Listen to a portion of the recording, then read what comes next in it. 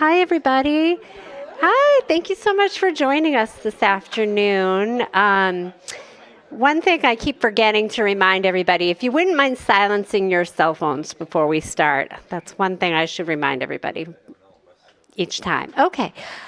So happy to welcome John Huberts back today. He is a local history professor that's been in a number of times, and he's worked with us on this special lecture series on controversies in Boston history.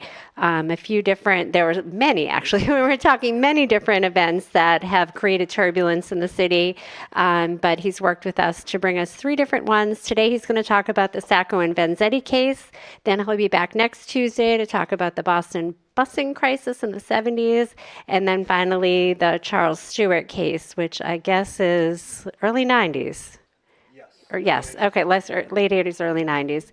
Trying to remember that myself. All right, thank you so much for coming, and thank you, John. Thank you, Deb. Controversies in Massachusetts history, I guess we could put a colon there. They all have to deal with race as well.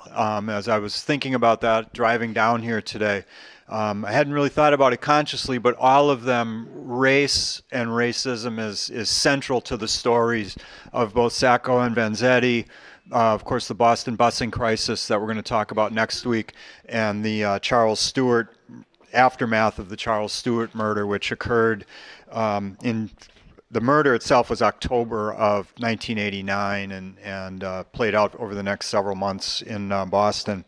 So, Sacco and Vanzetti, I'll give you in case some of you are wondering who the heck were they, or it's like you're thinking to yourself, this is ringing a vague bell, but I have no clue what it is.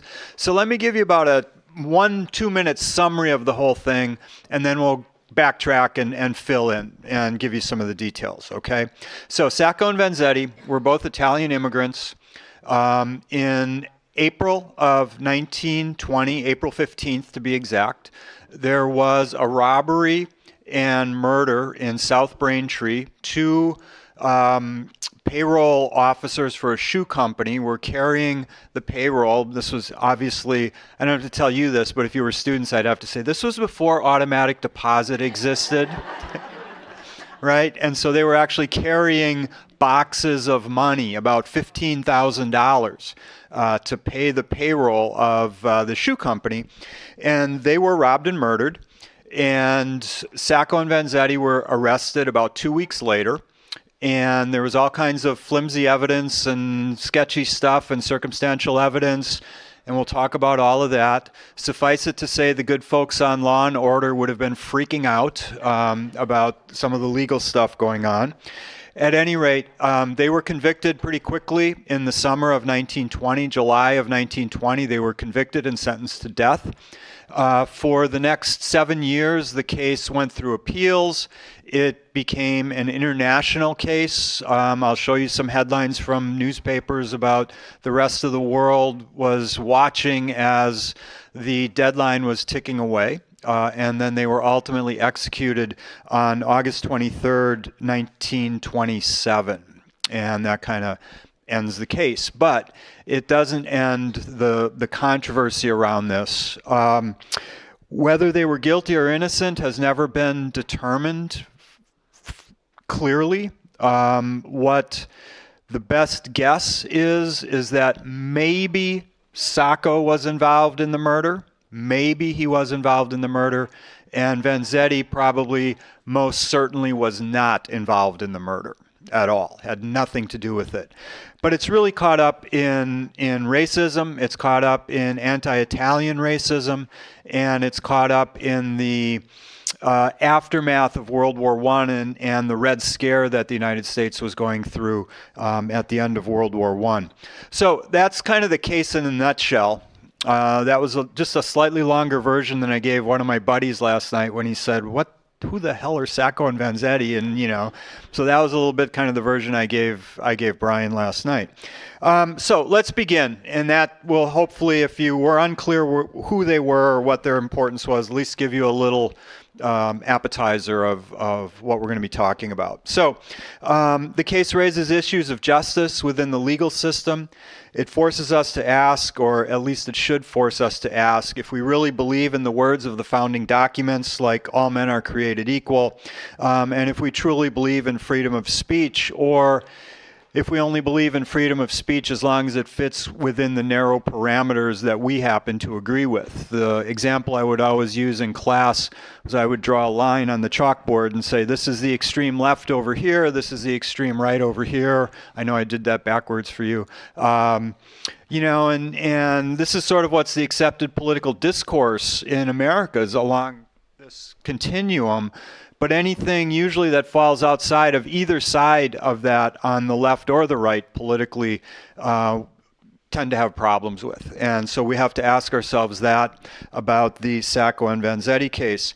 And it's really important to also understand the political milieu of 1920, of the half decade or so leading up to that, which definitely World War I was a factor. The rhetoric of World War I was a factor that led to the Red Scare and led to ultimately their arrest and execution.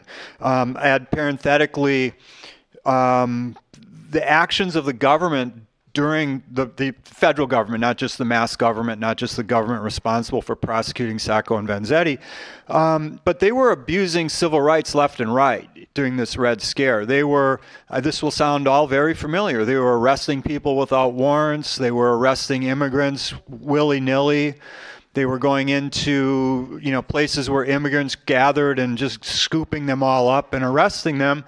And this was where the American Civil Liberties Union was founded, was a result of government abuses of individuals' rights in the 1920s in this first Red Scare.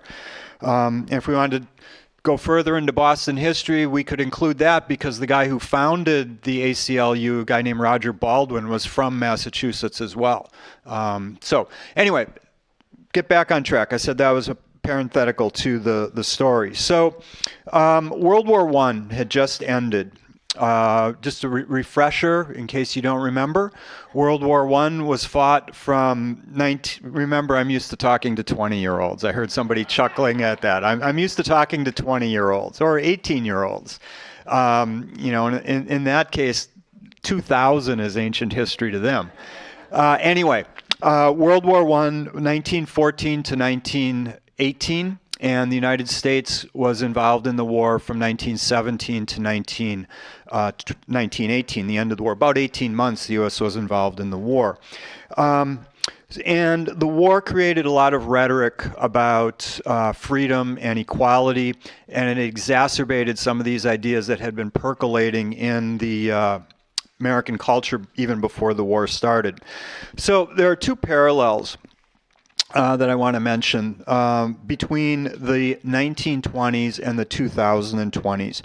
The first is that in both decades, the United States was going through a wave of xenophobia. In the 1920s, it culminated with the signing of a piece of legislation called the National Origins Act in 1924. The National Origins Act, in a nutshell, set up quotas of who could come into the United States, who could immigrate into the U.S., and it set those quotas up in such a way that it favored people from Northern and the Scandinavia, Western Europe. If you were Italian, if you were from Eastern Europe, if you were Russian, quotas weren't in your favor at all. If you were from anywhere else in the world, it was basically impossible to get into the United States under the National Origins Act. If you were Asian, South American, et cetera, it was virtually impossible for you to get into the United States. So that's one example. Related to that is the Ku Klux Klan was huge in the 1920s. It was the second, what historians call the second Klan. The first Klan had been pretty much eradicated in the 1870s under the presidency of Grant. And then the Klan reemerged in 1915 and was really powerful for about a decade. From about 1915 to about 1925 or 26, the second Klan was really powerful. So those are some similarities with the present day. So Prohibition was also part of the xenophobia of this era. Prohibition was couched in the language of, yeah, we need to save food. We're going to quit making grain, alcohol, and so forth because we need food for World War I. That was part of it. But it was also race. It was also based on race because the WASPs of the country wanted to stop those darn immigrants from drinking. And there's a book, and I didn't write it down, so the name of it is escaping me at the moment. It was written by Roy Rosenzweig. About Worcester and how Worcester in the 1880s and 1890s would just sort of go back and forth between prohibition and not prohibition, depending upon who managed to win local elections. And he clearly shows that whenever the power elites got the most power, the people who owned all of the factories, they would implement prohibition because they didn't want all those darn immigrant workers showing up drunk every Monday morning, you know? That's where the expression Blue Monday comes from, is because people were too hungover to get any decent work done on Mondays. So there are certain similarities and parallels with what was going on. Now, Sacco and Vanzetti were both Italian immigrants, as I said, but they believed in a political ideology called anarchism. And this is kind of a very standard definition that I just cut and pasted into this slide. It's a political philosophy opposing all coercive hierarchies, especially the state, advocating for a society based on voluntary cooperation, free associations, and individual liberty, replacing government with self-governing communities and mutual aid. Seeks to abolish authority, believing people are naturally cooperative and can organize themselves without rulers, aiming for freedom from imposed laws and power structures. I know you can all read, but some of you in back might have trouble seeing the screen. So this is clearly utopian. This is not going to work, right, in any reasonable society. I was thinking about this as I was looking at this definition, and I think really the only place in my life that anarchy would work is when I'm dealing with my sisters, because we get along fine. And, you know, sometimes one of my sisters will take the lead on doing something, and sometimes I take the lead on doing something. And, you know, we might not agree, but we don't complain because, you know, we're siblings and we love each other, okay? And maybe that's not your experience at all, but I think the point is that this kind of political philosophy is really not tenable in the real world. It sounds good, but it's really not tenable. But this was their political philosophy. So the World War I, where it comes in to this is, first of all, here's a Klan gathering. This was actually in Worcester. This picture was taken.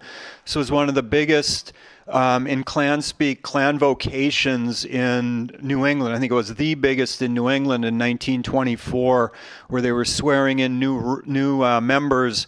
And this ended in a riot when anti-Klan folks showed up and started smashing cars, and all kinds of hell broke loose. So, you know, we think of the Klan, most people, I think, when you think of the Klan, think, oh, that's a Southern thing. But the Klan in the 1920s was all over the country. There were klaverns in every state, all 48 states. There were klaverns. The second Klan, and this is where it kind of ties in with the Sacco and Vanzetti case, the second Klan, again, we think of the Klan, we think of, you know, anti-African American. Not so. The second Klan, they were an equal opportunity hate group, okay? They hated blacks, they hated Jews, they hated Catholics, they hated immigrants. Maybe if you were an English Protestant immigrant and you could lose your accent, you'd be maybe okay. You know, but they basically, anybody who wasn't white, born, Protestant, was on the radar of the second Klan of who they hated. So it's definitely different than the second Klan. I mean, excuse me, it's definitely different than the first Klan. It's not just aimed at African Americans. So the way World War I plays into the Sacco and Vanzetti case was, even before the war, there was a lot of anti-immigrant talk going on in America. And before the war, you saw this phrase, 100% American. That was even before the war, because there were so many immigrants coming into the country. And there was this fear that all of these immigrants were somehow polluting, polluting good Americans. Americans would somehow intermarry with some of these immigrants at least, and they would create, and people use this phrase, we're going to create a mongrel race if we don't stop all of this immigration coming in. So that was going on before the war, but these two posters, both of them are from the war era, from obviously the Third Liberty Bond or Third Liberty Loan Drive there.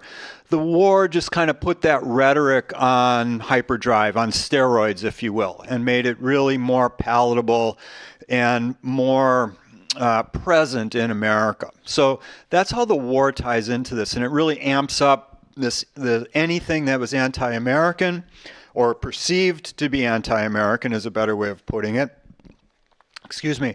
And then lastly, in the racial hierarchy of the teens and 20s of this era, Italians weren't white. Okay? If you were from Southern Europe, if you were Italian, if you were Greek, if you were anywhere from that part of Spain, Southern France, you could kind of sneak by because Northern France was okay. But, if you were Italian, if you were from the Mediterranean, you weren't really white, okay? Whites, that sort of definition was reserved for people from Northern Europe, from the UK, from Scandinavia. Everybody else, you're not, in the language of then, this isn't me speaking, and this is relaying historical ideas, if you're Italian, you're okay, but you're not quite up there with white folks, okay, with real white folks like from Scandinavia or Germany or England or whatever, okay? So that plays into this as well. And I know, today we don't, for the most part, we look at someone and doesn't matter if they look like they're white, we assume they're white, regardless of if they've got a very Italian-sounding last name or if their last name is Smith. We, just assume that they're white, right?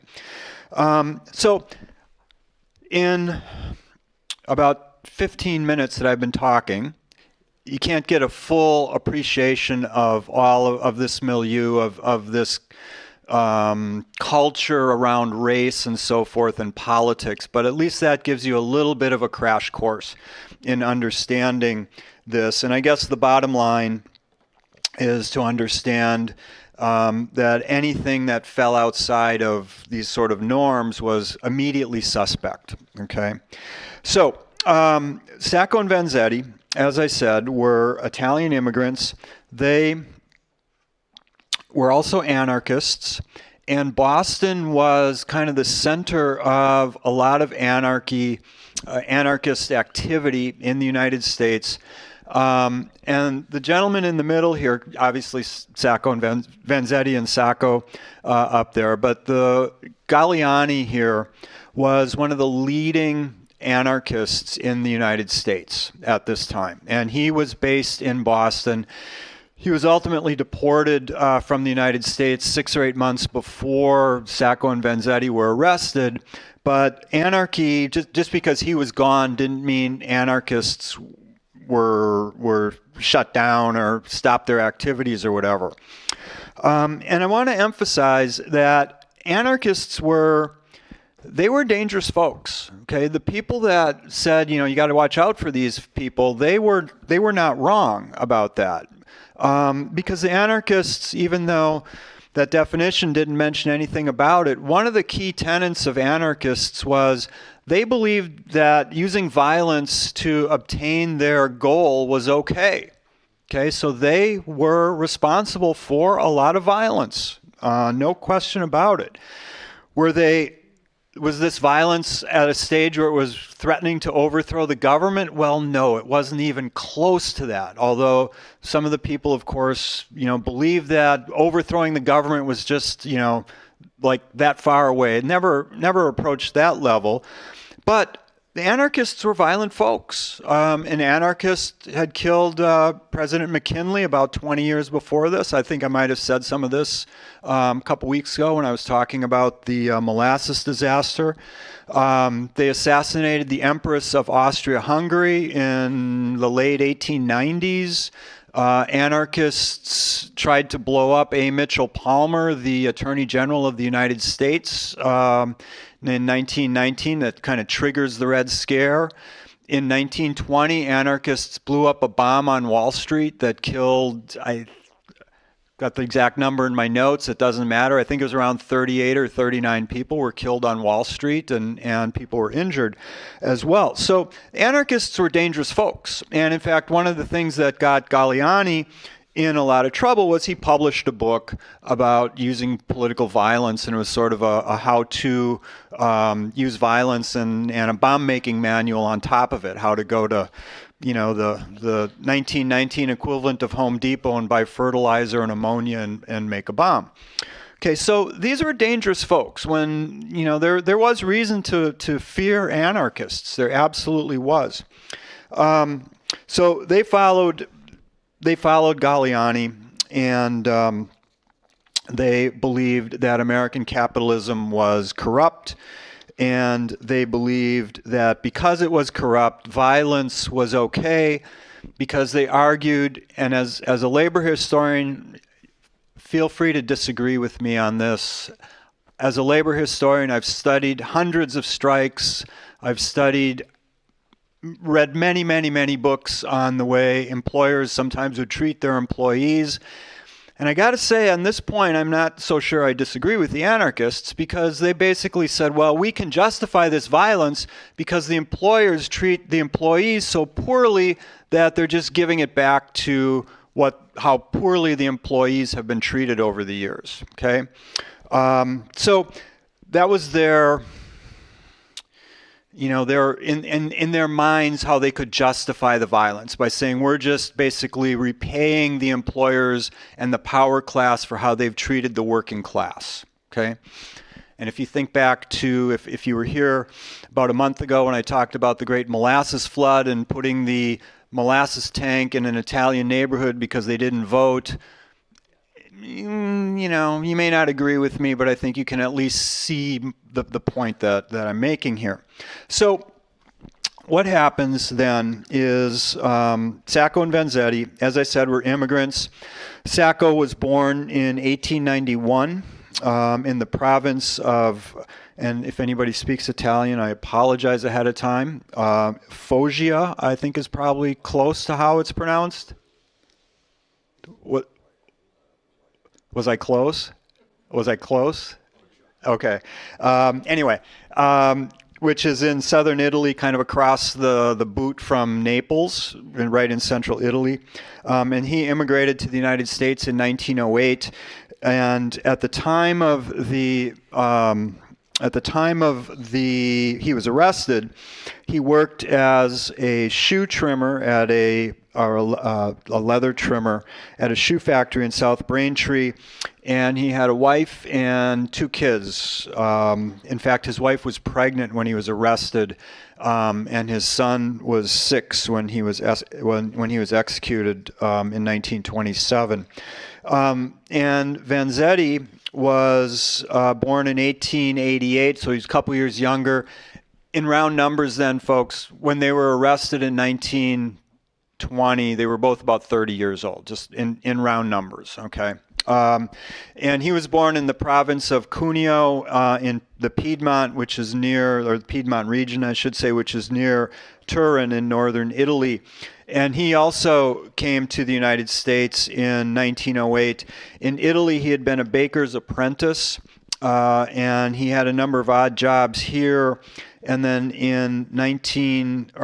before the murders, before he was arrested, he had become a fish seller. He had his own fish cart and sold fish. That was how he made his living. So that kind of sets it up. So here's a picture. Oh, here's a famous drawing taken from obviously the previous photo.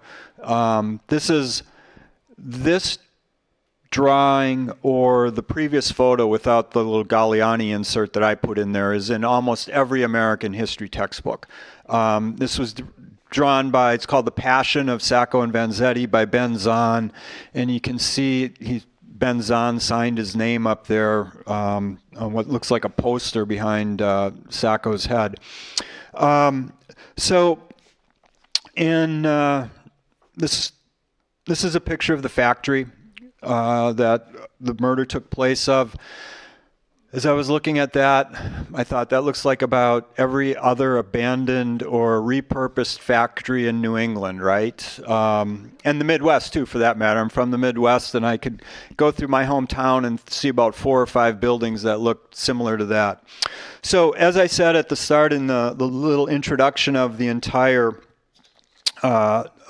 program, outside this factory, on April 15th, 1920, 2 men were carrying about $15,000 in payroll for the shoe company, and they were robbed and shot. The guard with the money, a guy named Baradelli, was shot 4 times, and the paymaster, whose name was Frederick Parmenter, was shot twice. And the robbers seized the payroll boxes, and according to eyewitnesses, they escaped driving a car. Eyewitnesses couldn't agree on what kind of car, what color car, anything like that. But they kind of decided on, well, it was a dark blue Buick, and they escaped. They dropped they dropped a box of nails over the railroad tracks so that anybody that followed them would pop their tires, of course. And no one knew who did it. Okay, about 2 weeks later, Sacco and Vanzetti were arrested together. Obviously, they knew one another. They had met a few years earlier. They weren't, by most accounts, they weren't good friends at all. They knew one another. They were acquaintances, but they weren't, I guess Vanzetti wouldn't have been at Sacco's house to watch the Super Bowl if they'd played the Super Bowl in 1920, but they knew one another. And they were arrested at a car shop where the car being repaired resembled the getaway car. But I would be clear here, no one did, our train of thought just went off the tracks. Eyewitnesses weren't consistent with what kind of car it was, what color it was, and so forth, okay? And though that's pretty normal. That's really normal. I was a journalism student in college, and one of the exercises that I was involved in several times in different classes is you'd have a classroom like this, and you'd have someone come in and open the door, and it was always like start yelling at the professor about something, like and play a disgruntled student. And you'd go back and forth for a second, and then the professor would say to the class, okay, write up what you just saw. And if it were me coming in, some of you would get my clothing right. Others of you would say I was in black pants and I was 6'3". Some of you would say I was wearing sneakers. Some of you would say I didn't have on a sport coat. That's just human nature in those kinds of things. So, and in that case also, there's plenty of shoddy police work here to be talked about, but this isn't one case. This isn't an example of poor police work at all. So they're arrested. The rest of the reasons that they were arrested, or the rest of the evidence, I guess I should say, and I use that very loosely, is they were arrested. Sacco had on him a loaded pistol. He also had an Italian passport. He had anarchist literature with him. And he had some extra bullets. He had 23 .32 caliber automatic cartridges, and several of those bullet casings were similar to those found at the crime scene. Keyword similar, and also the gun was similar. But then, like now, there were so many guns out there that having a gun, a similar kind of gun especially, is it damning evidence? No, it's circumstantial at best, but he had a gun. Okay, and I think probably for the anti-anarchist community out there, for police and so forth, that was enough, just that he had a gun and he had shells that were similar to ones that were found at the scene. So Vanzetti had 12-gauge shotgun shells on him. He had a nickel-plated .38 caliber revolver, similar to the one carried by Biradelli, the guard, whose weapon wasn't found at the crime scene. Okay, his gun was gone, so whoever killed them took the gun, and the gun that Vanzetti had was similar, but it wasn't the gun. It wasn't his gun, so it's not evidence that he was at the scene. And again, guns are as maybe not as common now then as now. I read the other day there are more handguns in America, or more guns in America than there are people. So, there were plenty of guns out there. And so these were both common handguns. They were interviewed separately, and their stories varied, which I guess is not surprising. And they made a couple of early mistakes in their confessions or in their talks with police. The biggest one that they made was that they said they weren't anarchists. They denied being anarchists, even though there was pretty much plenty of evidence once they dug around a little bit. They were anarchists, no question about it. But what I didn't mention yet is that a couple days before they were arrested in New York City, an anarchist had been arrested, and he mysteriously fell from the 12th floor of a federal building while in federal custody. And all of his anarchist friends, he was a Brooklyn printer who got caught printing a book about how to build bombs. Again, anarchists were scary folks. His friend said, no, he didn't commit suicide. And it was the forerunner of the FBI said, oh, yes, he did. He jumped out of the window. Nobody really knows what happened. So, of course, regardless of what happened to that gentleman, if you were an anarchist shortly after that and you were arrested by authorities, would you admit to being an anarchist when you suspect, in your view at least, whether it was right or wrong, your view is that your comrade was just thrown to his death by the federal government? Maybe he was, maybe he wasn't, but that was their view of this. So you can understand, I think, why they denied being anarchists at the time of their arrest. And then another piece of evidence, and this will sound vaguely sort of reminiscent for those of you who remember the OJ trial, they found a hat at the scene that they said belonged to Vanzetti. Okay? So they found a hat at the scene, but they didn't find it till the next day. Okay, so that's one piece of suspicious evidence there. With all these people going around collecting evidence, you've got two bodies, you've got ambulance people there, you've got police there.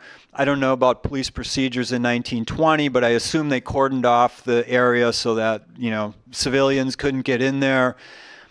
And all of a sudden, the next day, they find Vanzetti's hat.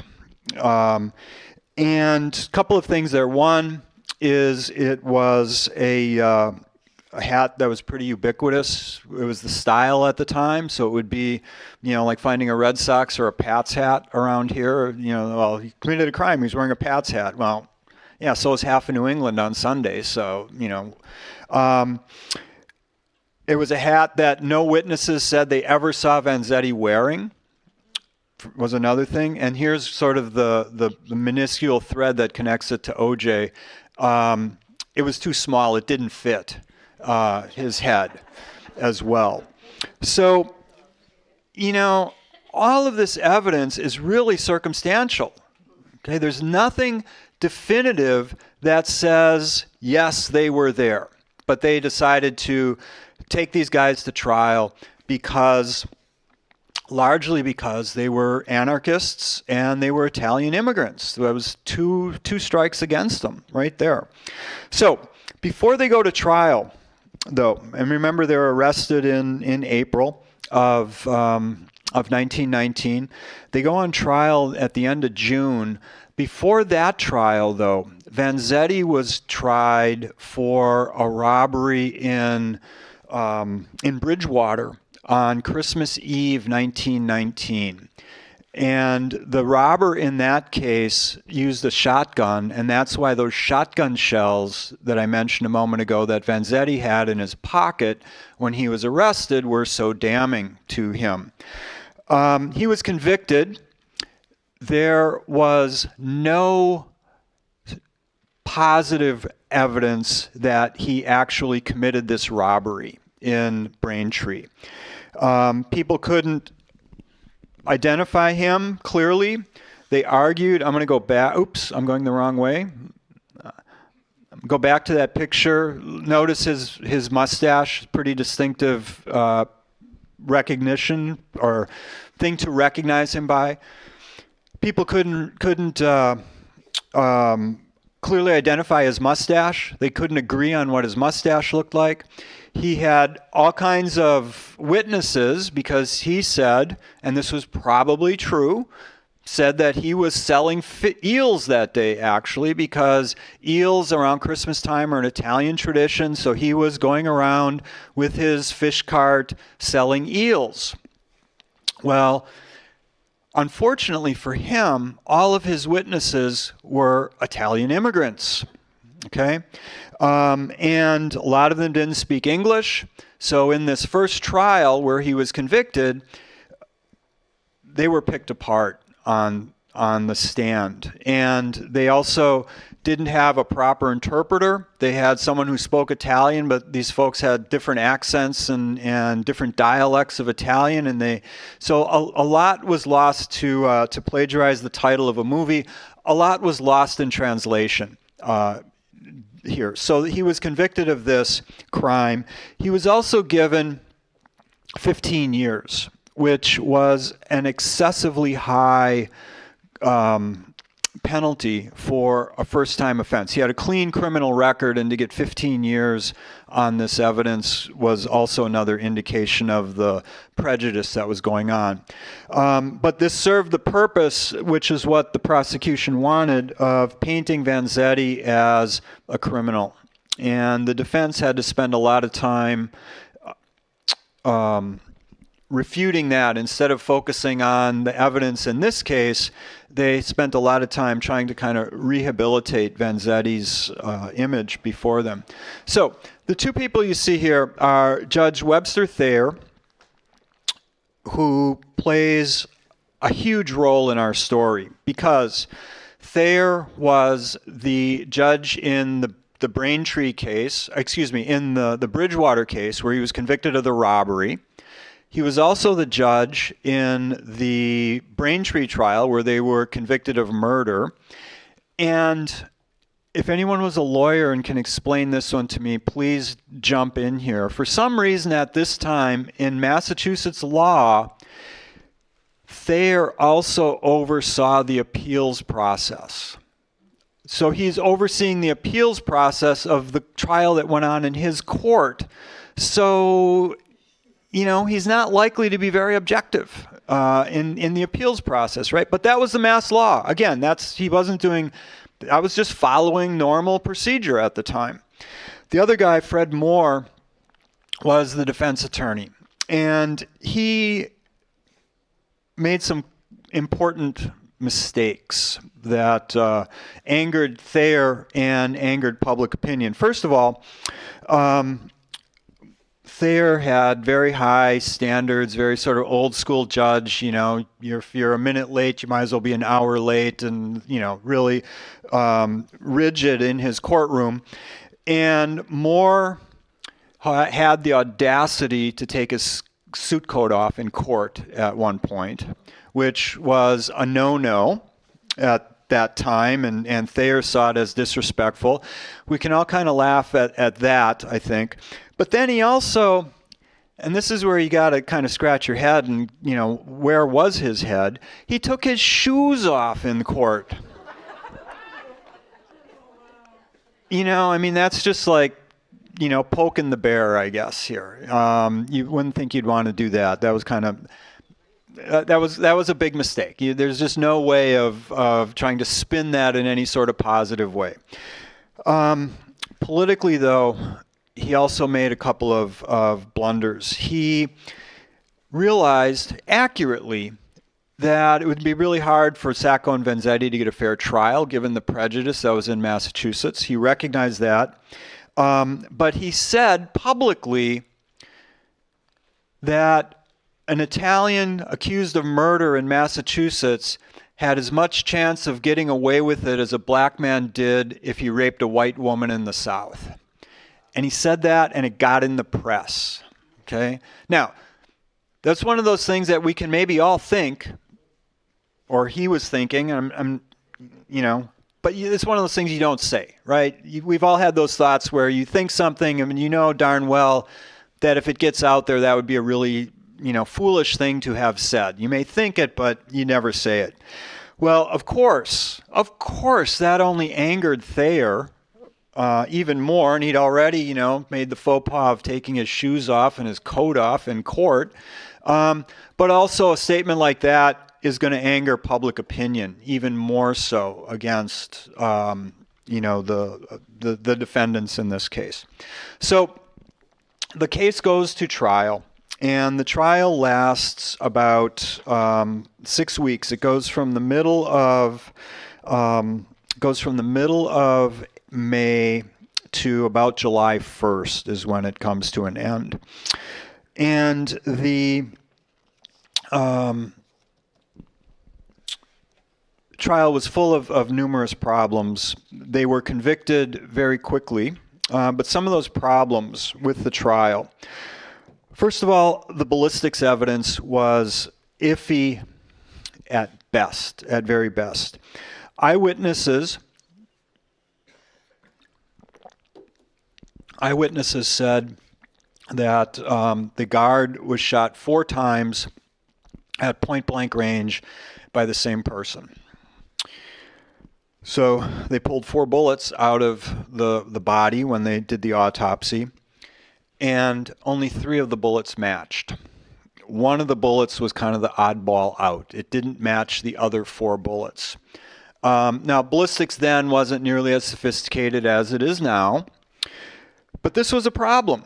And the defense said that the bullet, the third bullet, this was bullet number 3. If you're interested in this and you go home and start reading about this, this is what the sources call bullet number 3, was the odd bullet. So if one person is standing over firing 4 shots into someone, why don't all 4 bullets match? Okay. Other eyewitnesses said, well, there was just a lot of shooting and we don't know what happened. But they had the gun, and they said that bullet matched the gun they had, that Sacco had when they arrested him. Okay. But the other 3 bullets didn't. So where did those other 3 bullets come from? And the assumption, where some of your minds are probably going, and a lot of people back then thought the same thing, is that bullet was planted. That the cops had fired a bullet out of Sacco's gun once they arrested him, and then just sort of inserted that into the chain of evidence, and that was where that third bullet came from. The other problem was, that was one of the problems, and I might have just said this. If I did, I apologize. But forensic science wasn't then what it is today. It was very primitive compared to what we have today. The other problem was the hat that I mentioned earlier. Vanzetti's hat didn't fit. And then the other problem was that the eyewitness statements were just all over the place. And one guy said, well, yeah, I saw the shooting. And then somebody else came up to the cops and said, well, no, he couldn't have seen the shooting because he just told me that he dove under a bench when the firing started. And there were a couple of instances of that, of stories just not jibing at all. And I know I said a moment ago, eyewitness accounts are often kind of sketchy, especially when you've got a number of people, and you can understand when bullets are flying and you're scared and you're diving for cover or whatever. You can understand how things are going to, where discrepancies would come from. But there were just so many of these discrepancies that, you'd think you'd see sort of a consistent storyline running through them, and there's not even sort of that there. So the eyewitness statements were all a mess. Another eyewitness said that he saw Vanzetti driving the getaway car. Problem with that was Vanzetti didn't know how to drive. Maybe he figured it out. He claimed he didn't know how to drive. I'm not sure how they would have proven that, but he claimed he didn't know how to drive. And keep in mind, this would be probably, I'm guessing, right? I'm guessing it's some sort of stick shift or clutch on the handle. So this is not just like most of the cars we drive where you jump in and turn the key and hit the gas and off you go. This takes a little hand-eye coordination that you're not going to pick up under that kind of stress. Another witness said that Sacco was driving. Another witness said that Sacco was hanging out of the window of the car. So the eyewitness statements were just all over the place. So Moore was really not too far off base when his comment about how hard it would be for these guys to not be found guilty in Massachusetts, or to be really fair, in any city in the United States, probably it would have been really tough given the racial climate and all of those other things that I talked about at the start that were not unique to Boston, other than maybe the anarchy kind of being centered in Boston more than in some other cities. But all of those other societal World War I stuff, that was, whether it was, Milwaukee or Minneapolis or Denver or Boston, it was all going to be there. So they immediately appeal after they were convicted and sentenced to death. And this is where, as I said, it gets kind of dicey, because Thayer was also in charge of overseeing the appeal. And so, of course, he wasn't going to overrule himself or say that what he did was inaccurate, but he was given, so to speak, the opportunity to do that because, and this appeals process played out over 7 years, from the time they were convicted in the summer of 1920 until they were executed in the summer of 1927. So almost exactly 7 years this whole appeal process is playing out. In the course of those 7 years, though, some things changed, and they would have offered the judge ample opportunity to say, yes, we need to retry this, or this evidence is weak, what have you. There were chances there. Would have offered him easily the ability to save face and not just have to say, oh, I screwed up. Okay, there were plenty of opportunities. Among those things that happened were that in 1925, a guy named Celestino Medeiros was in prison for murder and scheduled to be executed for murder, and in fact was executed the same day as Sacco and Vanzetti were in 1927. And he worked with a gang that was based out of Providence, and he admitted that he had been involved in the murder in Braintree, in the murders in Braintree. That testimony was dismissed. The judge decided not to even look into that, not even to investigate that. Okay. The argument was, well, he's going to die anyway, so he's just helping, fellow Italians to stay alive, to not face the execution. And that theme of the Italian immigrant community sticking together was pretty much a constant throughout the case. as the case evolved and as the appeals were working their way through, Sacco's alibi was that he was in Boston that day getting a passport. And he had witnesses in Boston that said, yes, we saw Mr. Sacco here at the passport office, whatever that was in Boston. But the prosecution argued, and the jury bought it, that he had his day wrong. He was there some other day. It wasn't the right day. Okay. And similarly, Vanzetti had all kinds of witnesses to where he was, both for that first crime in December that he probably didn't commit, and the one in April. And again, the judge was like, and the jury, no, we're not going to accept that testimony. We don't believe that. The gist of it was, yeah, all those Italian immigrants are going to stick together and lie for each other, so why should we believe them? Okay? And all of this was coming out, and yet the judge was sticking by his ruling. Okay? Another key thing that came out is other witnesses changed their testimony, changed their statements, and said, no, we were wrong. Some of them claimed that they had been pressured by police to make the identifications that they did. A reasonable judge might say, well, we need to look into this. We need to maybe not overturn the convictions, but we at least need to start. Maybe we'll get to that point, but we need to start by investigating these changes in testimony. Never happened. Kept right on, with the appeals process, kept it going, and didn't do anything about it.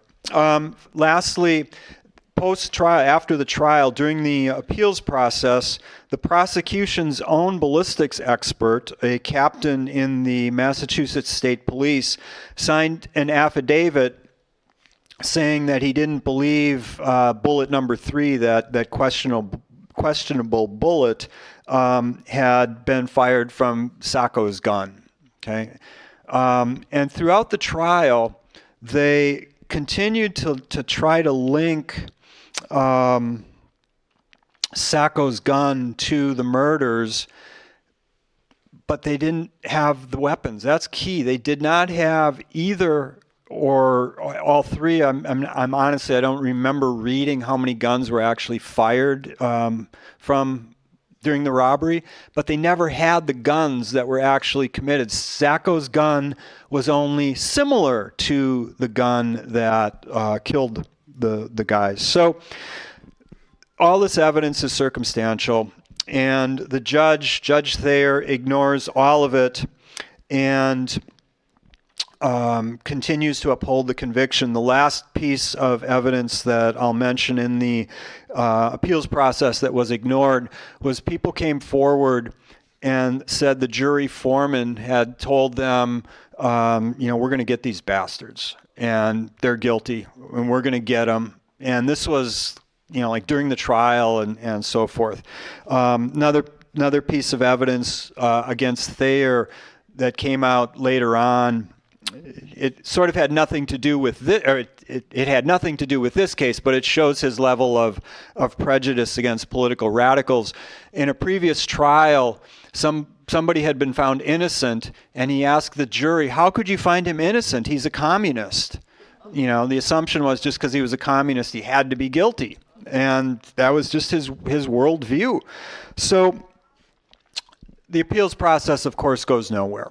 And for 7 years, Sacco and Vanzetti remained in jail as the appeals process worked its way through the system. And along the way, it became a cause célèbre for America and across the world. This woman, Edna St. Vincent Millay, probably no one's ever heard of her. Has anybody heard of her? couple people have? Okay, good. I'm glad. I'll be honest, I hadn't heard of her till I started doing some research here. She was a poet, a famous poet, a very famous poet, who actually wrote a poem about the execution that appeared in Boston newspapers in August of 1923. And here's a picture of her protesting their innocence. Charlie Chaplin was speaking out for them. John Dos Passos, a very famous author, was speaking out for them. Other celebrities were also speaking out on their behalf. And, you know, what the celebrities and others who were speaking out for them, you know, they were saying they're innocent. Some of them are saying they were innocent. But beyond that, they were protesting an unfair trial as well. And I'm sure that a lot of people who didn't agree with Sacco and Vanzetti's execution were also thinking, well, even if they did it, they deserve a fair trial. And I think it's reasonable, I know in my presentation here, looking at, if you're just familiar with what I have presented you today, it's easy to think, well, you know, there's a lot of evidence out there against them, but they weren't treated fairly.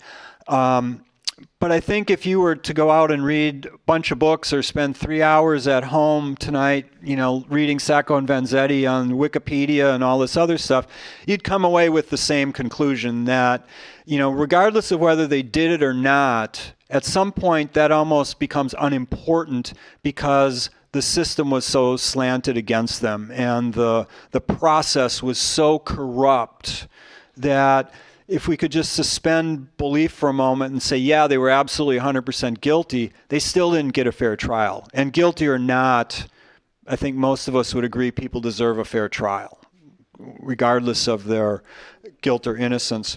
So the process moved forward. The death sentence was carried out.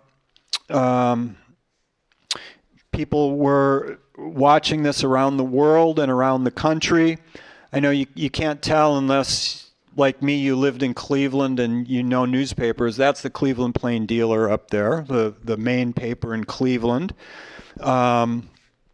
Shows them. And this was a New York Times headline, but you can see the people in Europe watching this, Paris watching, waiting for the to see what happens in the execution, or see what happens in the appeals process.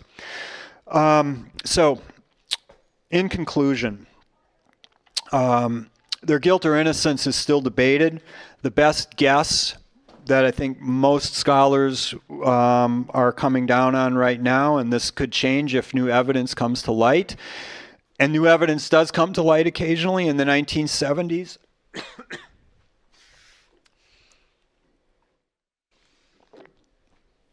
Excuse me.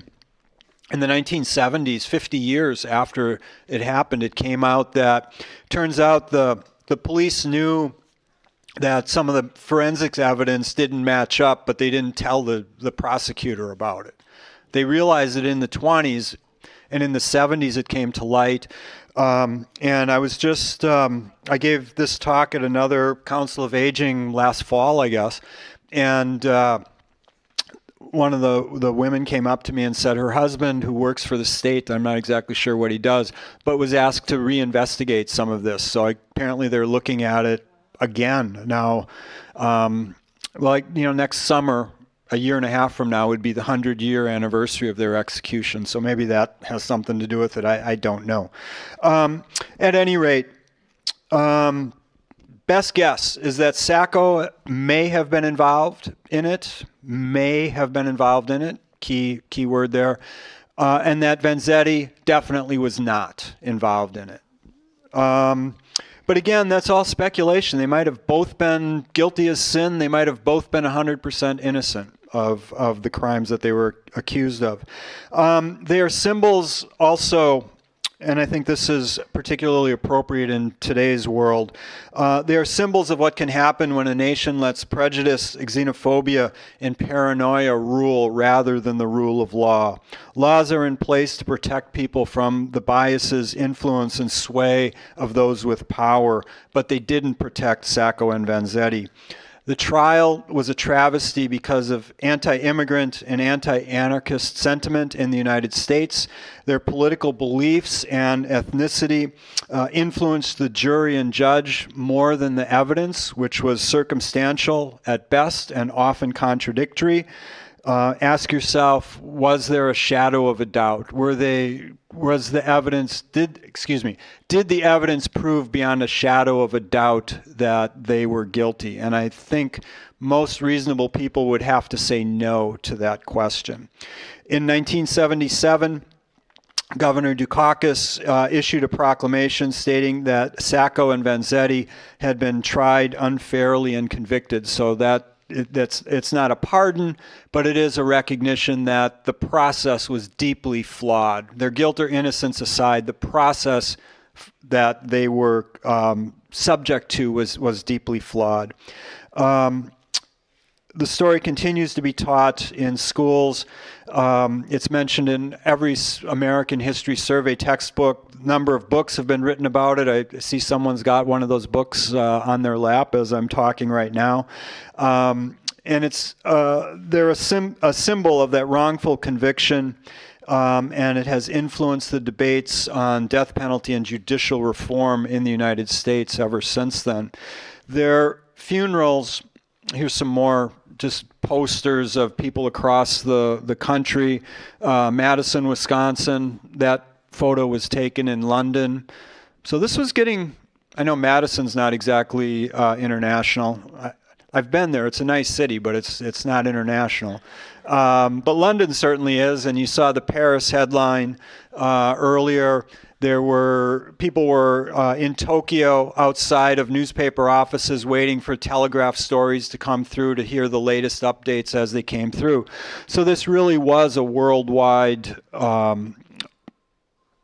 case that the world was watching and keeping track of. I'll just end it by saying that Sacco's son that was born right after he was arrested continued to advocate for his father's innocence until his death, which was in 1971. And Vanzetti was not married, did not have children. I left this out. He was kind of a loner, very bookish guy. Most people said he would prefer reading to anything else, and was just sort of a quiet loner guy that everybody seemed to like. So I will turn it over to any questions. This is the part I dread the most, because somebody's going to ask a question I have no idea for the answer. Yeah. Do you think, because knowing that the judge was against all of that stuff, that Moore took his shoes off and jacket, knowing that it wasn't going to make a difference in the long run? The question was, do I think Moore took his jacket and shoes off just because he knew it wouldn't make any difference in the long run? There's the question. I have no idea what the answer is. I think probably the short answer, though, is, and I'm guessing, and your guess is as good as mine. I think that the answer is no. I think he was just sort of iconoclastic and just, that was just who he was. Because he would also show up in rumpled suits and, everything else, which was just uncharacteristic and not a good way, especially if the judge is persnickety about that kind of stuff, right? It's like if you have a boss that you got to get dressed up, or they want you to look a certain way, you're going to probably do that unless you're intentionally trying to irritate them. So, yes, sir. In most mystery books, it's always follow the money. Did that get involved in the trial? Question I know the answer to. The money was never found. Really? Yeah, the money was never found, which might tend to lend credibility to Medeiros' confession that it went to the gang and they just got rid of it. But if Sacco and Vanzetti committed the crime, just what if for a second, these guys were not sophisticated. $15,000 is a lot of money now. It was way more money then. I mean, I didn't do the math. It's probably worth $250,000 today. I mean, it's a lot of money. No, they never found it. So, and that's what I was going to say is, it seems to stretch the imagination that they would have had the wherewithal to get rid of the money that quick and not get found with any of it. Yeah. The defense lawyer Moore, Uh-huh. was he appointed by the state, or did they pay? The answer to both questions is no. He was not appointed by the state. They did not pay for him.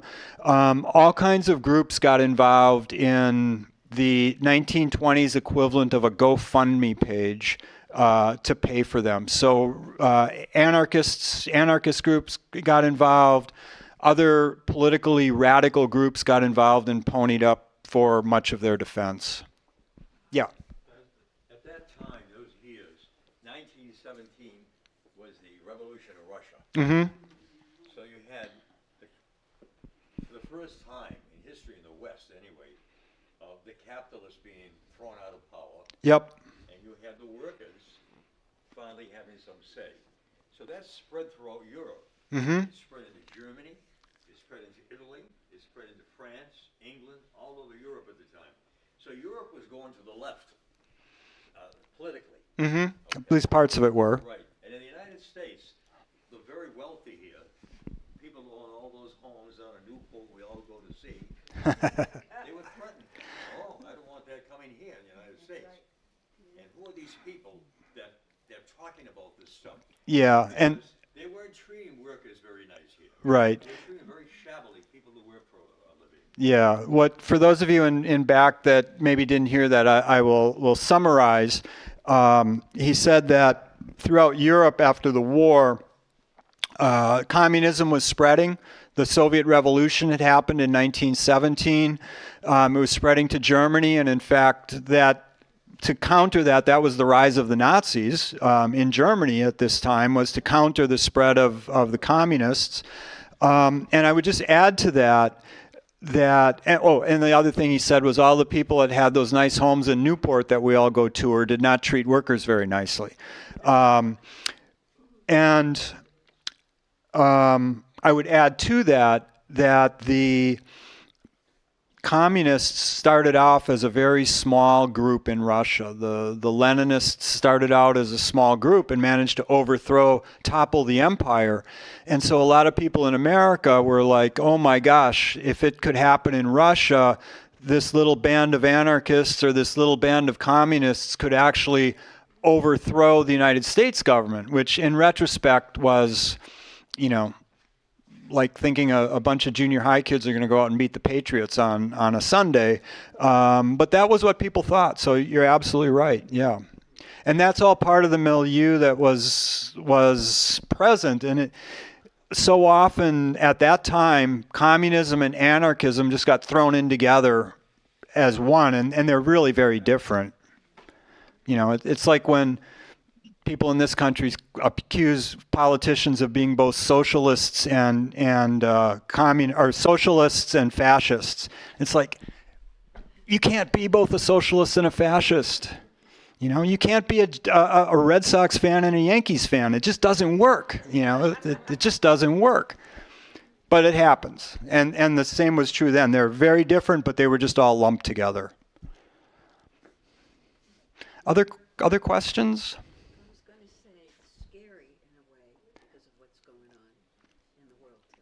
Yeah, she said it's kind of scary with what's going on in the world today. And yeah, don't want to get too caught up in pointing or trying to identify parallels and similarities, but they're definitely there.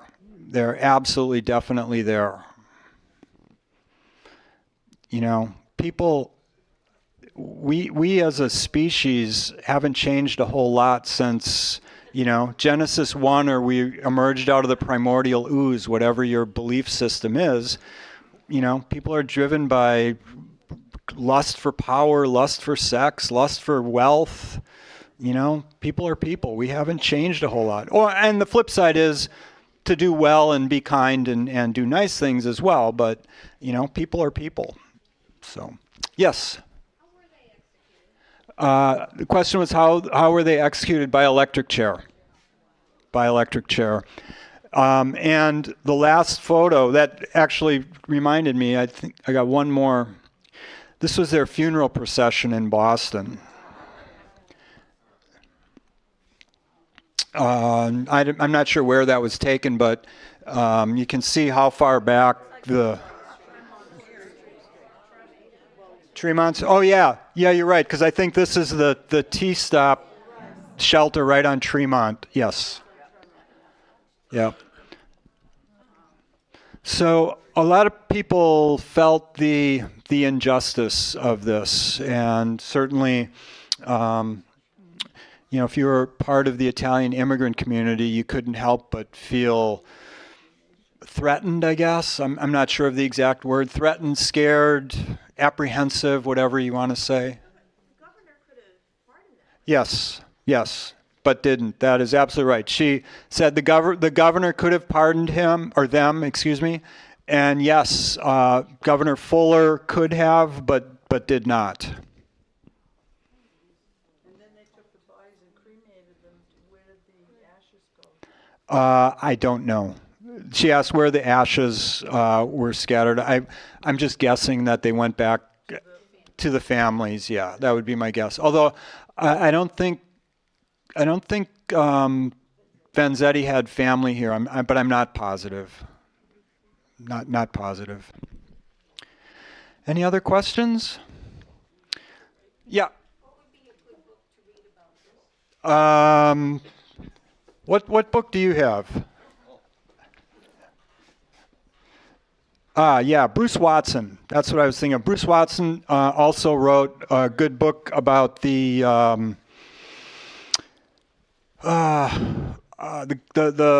Lawrence strike in 1911, 1912, the Bread and Roses strike.